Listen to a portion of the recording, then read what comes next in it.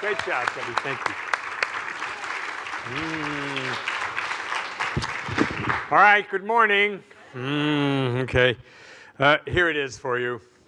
An inexperienced preacher, I have been this man, was to hold a graveside service at a pauper cemetery for an indigent man with no family, no friends. Not knowing where the cemetery was. Remember, in the days before Google Maps, right? So not knowing where the cemetery was, he made many wrong turns and got lost. And when he eventually arrived, over an hour late, oh, God, that is such a nightmare, I can't tell you. The hearse was nowhere in sight. The backhoe was next to an open hole, and the workmen were sitting under a tree eating lunch. So this diligent young pastor went to the open grave and found the vault lid was already in place. But feeling guilty because of his tardiness, he preached an impassioned and lengthy service, sending the deceased to the great beyond in style.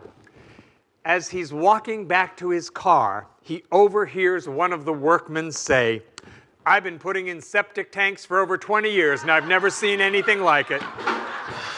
Right. So, there's always more, you know? There's always more. So my topic this morning is more than this, and this is an idea I've been playing with in my head all week long. Whatever we face in our personal life or in the world around us, it becomes really essential for us as students of the science of mind to know that who we are is a spiritual being, and that who we are, the essential us, is always intact, and that essential us is always greater than any circumstance, any condition, anything in the world of effects that we might face. Ernest Holmes is very clear in the Science of Mind textbook that the world of effects, or what we call the world of conditions, is the last level of manifestation. That things happen in consciousness for a long time, and then eventually they show up out here in our world. But the truth is, we are all more than the external worldly appearances. That the external worldly appearances that so often really grab us, these are not the ultimate reality. You know, that appearances are not reality. Because Science of Mind teaches us that all causation is within.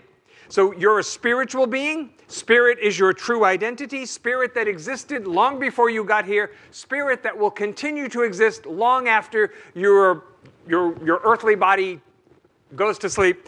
And that spirit continues on. So Ernest Holmes, in his work that was called What I Believe, he said that the kingdom of heaven is available to us to the degree that we become conscious of it. Heaven is available to us to the degree that we become conscious of it.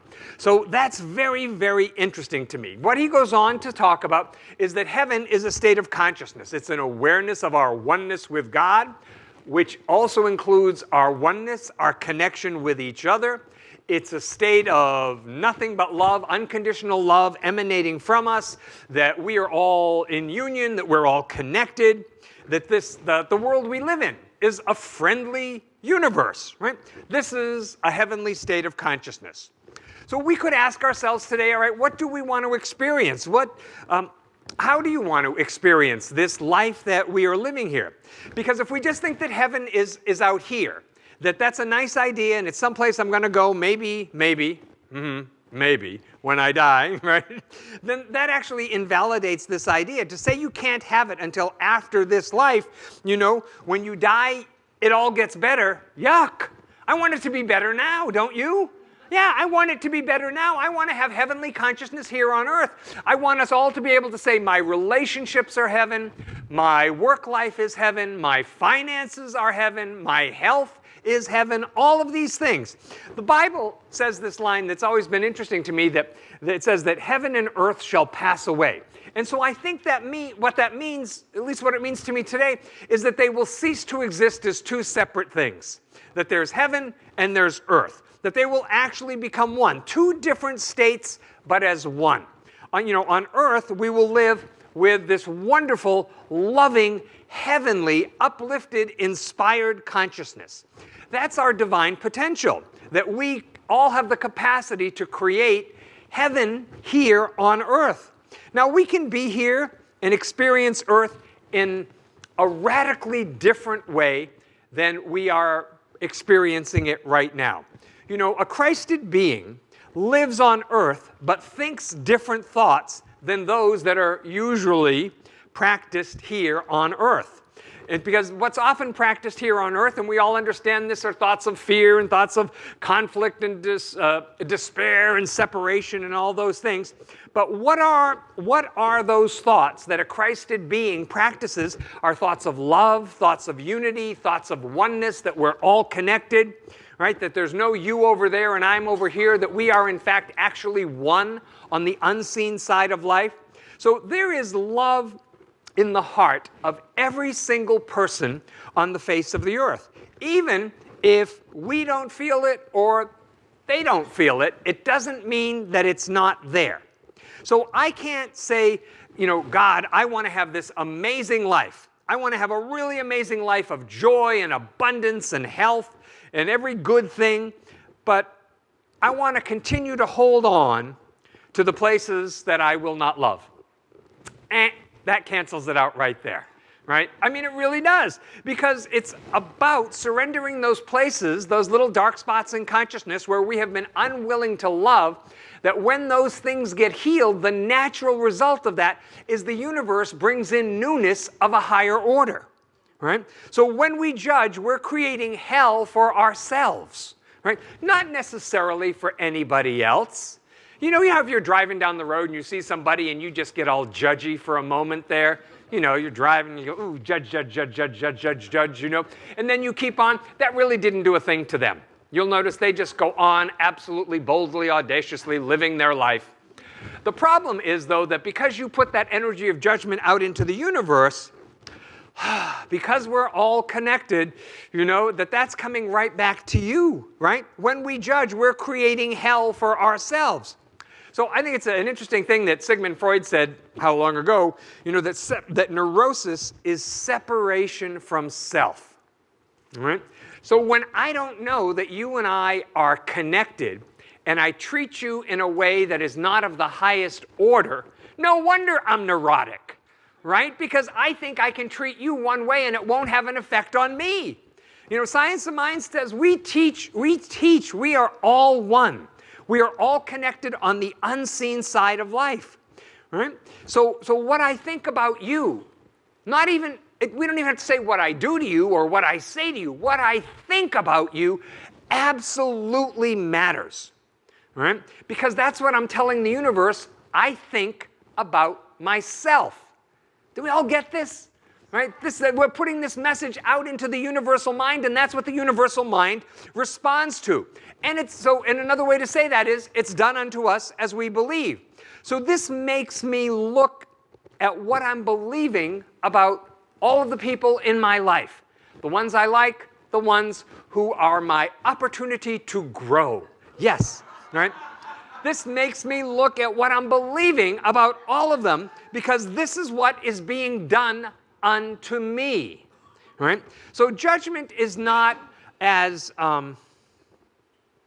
mature and rational as I have perhaps thought it was. You know, I think, well, I'm being judgy because I'm a real adult here, right? So what am I going to do if I don't judge, right? This is what people say. When I say, well, you know, we've got to let go of the... People say, well, what am I going to do if I don't judge? And it's like, well, how about, I know this is crazy, but how about you opened your heart instead? How would that be, right? You know, that we let down the walls, that we love lavishly, right? Because that saves us. That is actually what saves us from our own judgment, which is exactly what I must be saved from, right? People say, are you saved? I mean, I've been asked that lots. Are you saved? Mm-hmm. And I can say yes. Yes, I have been saved from being a judgmental biatch, is what I have been saved from, right? That my judgment, my fear, my small-mindedness, all of those awful qualities that we don't like to think still exist in us, all of that little unhealed dark stuff in my consciousness, that's got to go. See, because when I talk about love and not judging, that does not mean you don't get to be discerning, right? So if somebody's had too much to drink and they're driving, don't get in the car with them. That and say, well, Dr. Mark said don't be judgmental, so I'll just be getting in the car with you because he said, no, be discerning there. You know, we're not asking you to leave your brains outside of your life, right? See, that would be a mistake, right? That's one mistake. The other, I think, is to let my human personality be my guide in all things. The human personality is tied to the world of effects. Our goal as students of New Thought is to let spirit within us, consciousness, the love in our hearts, have that be our guide. You know, because every time we cast blame, let's be really, really clear here. When you cast blame, what that does is that throws the good that the universe is trying to bring to you, throws it off course completely, right? You just say, well, you know, I'm just getting so much enjoyment out of blaming, which, by the way, keeps us tied to the lowest kingdom of consciousness, blaming, right? Then I'm just getting so much good from that. I just enjoy that. That's just so juicy for me that I'll wait for my good. I'll wait for my healing. I'll wait for my career and my abundance and all of those things. See, this is the thing. Regardless of how all of the external forms of manifestation are in my life, or your life, our lives, we are responsible for how much heaven we experience each and every day. That's our responsibility. So if I'm not having heaven, it's not because of anything out here. We all know. You know, like when you're in a really, really good mood, I mean like one of those over-the-top, fabulous, I feel so good kind of moods. You know the one I'm talking about? You know, and say you're driving and you're in a good mood and people can do crazy stuff. They cut in front of you, they flip you off, they do whatever they do, and none of it bothers you because you're in such a good mood. Have you ever had that day? I certainly have. I'd like a lot more of them. Thank you very much. The other side of that, you know, is when we have not made a conscious decision to be in heaven. Right? Remember, heaven is an awareness of our oneness with God and our connection with other people. Heaven is when nothing but unconditional love emanates from our being. When I have not made that conscious decision, it's easy to see how everything and everyone can be upsetting to us. Right? But imagine, again, that day when you were in a really great mood. You know, you can say, oh, it's going to rain today. Doesn't matter. Oh, I got to stop and get gas. That's great. That's wonderful. Oh, they cut me off again. Isn't that fantastic? Oh my God, they're parking in my space. I got to walk from way over there. Oh, well, you know, it's all okay. It's all okay. So this does not just mean that I remember to choose heaven today. I also have to think and act and talk in a completely heavenly, that is loving way. Right? Because I believe part of why we're each here is to put more light and more love into the world where the appearances of darkness loom large. And we all have those appearances in different places in our life. Right? And so if I just say, well, I'm going to be guided by my personality and I'm not going to love them. I'm not going to put any good energy, any positive energy into that because it doesn't agree with me personally 100%. Well, then, where's our spirituality? What's the point of being on a spiritual path and not willing to apply it to the things in our life? No, they hurt my feelings, so I'm not going to pray for them. No, they didn't return my call, so forget it. They're off my Christmas card list forever. Yeah, that's it. Good for you. See, I believe part of why we're each here is that we are to be putting love and light into the world where the appearances of darkness look so convincing. You know, because light and love always casts out the darkness. Doesn't matter how long the darkness has been there. If I align further with the appearance of darkness by judging it, right, then I'm as full of darkness as the person or situation that I'm judging. Don't we see how this works in metaphysics? Right? So this is why we have to lift off that wheel. This is an interesting thing. In the evolution of consciousness, Buddha shows up on Earth 500 years before Jesus. And Buddha teaches this concept of spiritual law, you know, the wheel of karma, that there's cause and there's effect. But 500 years later, Jesus comes on the scene, and yes, absolutely, there's cause and effect. It's done unto you as you believe. But Jesus also says, but when you know your oneness with God, when you know that you are connected with God, that you could not be separate from God, in that moment, all karma is dissolved. You can actually lift off the wheel of cause and effect and step into the grace of God right here, right now. I think that that is just thrilling. I just love that idea. You know, and it doesn't matter, you know, when I look, I see it doesn't matter that my judgment is in response to something that somebody else did first. When I was a kid, that was a very common thing. You know, to say to my mother or my father, well, he did it first, or, you know, she pinched me first, or, you know, she pulled my hair. My sister would pull my ears because I usually didn't have very much hair when I was little. And, or my brother would hit me and I'd hit him back and my parents would say, knock it off. And I'd say, well, he hit me first. They really did not care who did it first. The response was always the same. If my mother was driving, somehow magically a shoe appeared in her hand, and she would continue to drive. It was actually more like this, because my mother was very short. She would drive like this, and she'd have a shoe, and it would magically reach into the back seat of the car and just start getting whoever's head she could reach, you know? Didn't matter who did it first. You know, when that shoe or flip-flop or whatever came back, you knew to duck, really duck, because this was going to be trouble. Right?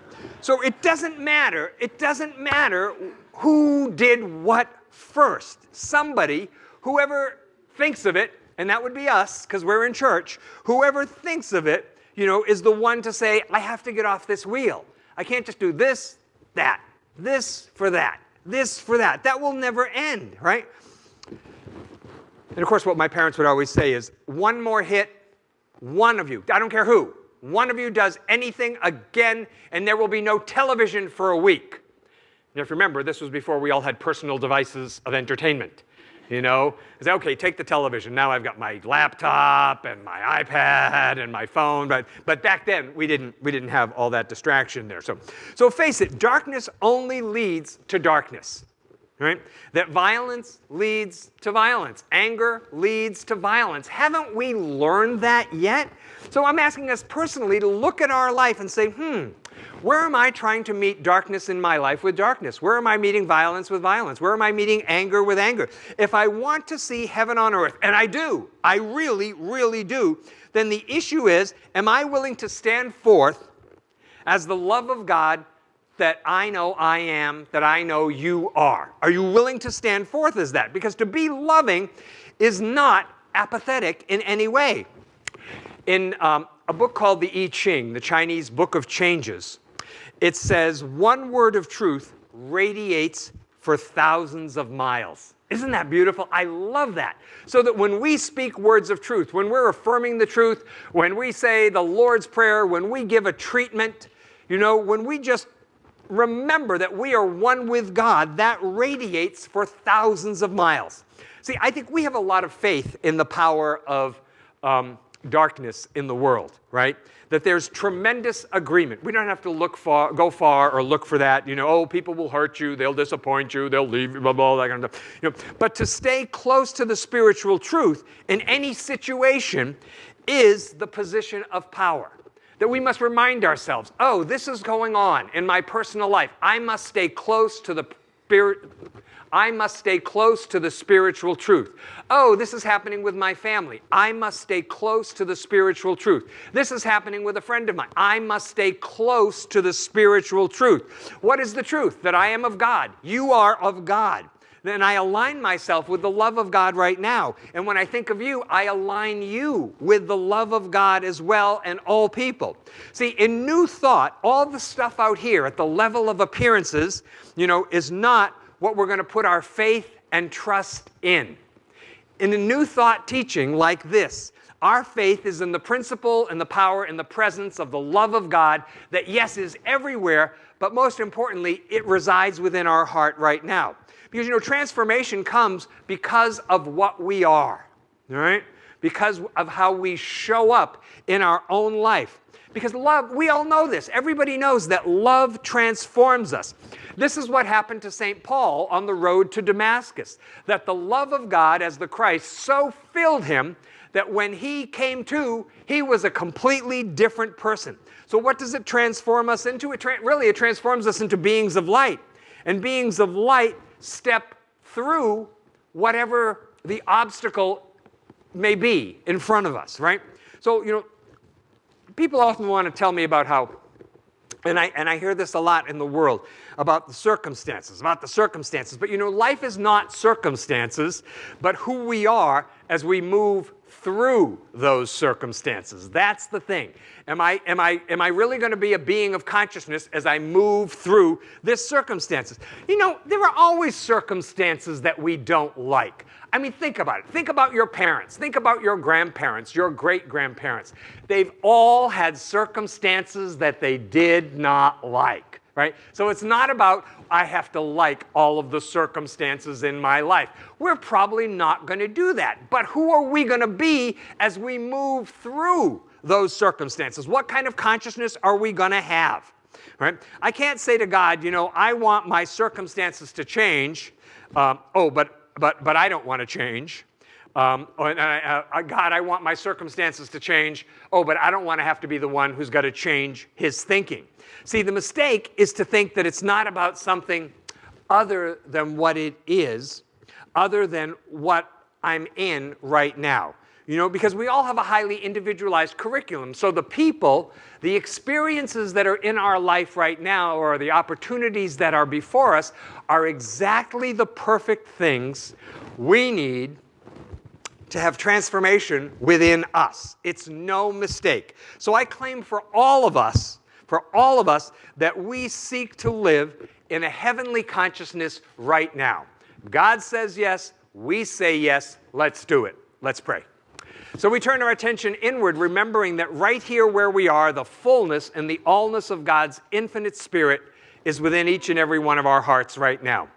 I know that we are each individualized expressions of infinite loving Spirit, that this is the truth, and the truth within us is always, always greater than any appearances, than any form, than any external manifestation. So in this awareness, I claim for each and every one of us that there is great healing today. That we are not guided by appearances. We are guided by an inner truth, an inner knowing that always makes us more and more free. So we include in our prayer our family members, our friends, our loved ones. We know that right where they are, God is fully present. And that who they are and what they are is so much more than any circumstance or condition they're dealing with right now. We let our prayer be a blessing in the world, a blessing energy that touches everyone, everywhere, raising all people up. We bless our church. We bless all churches everywhere. Synagogues, temples, mosques, ashrams, all paths to God. And I'm absolutely certain that we are blessed by being together in consciousness today. That there is healing, there's raising up, there's greater love for each and every one of us. And so with a full heart, I release this word. I know it's done, and so it is. Together we all say, Amen.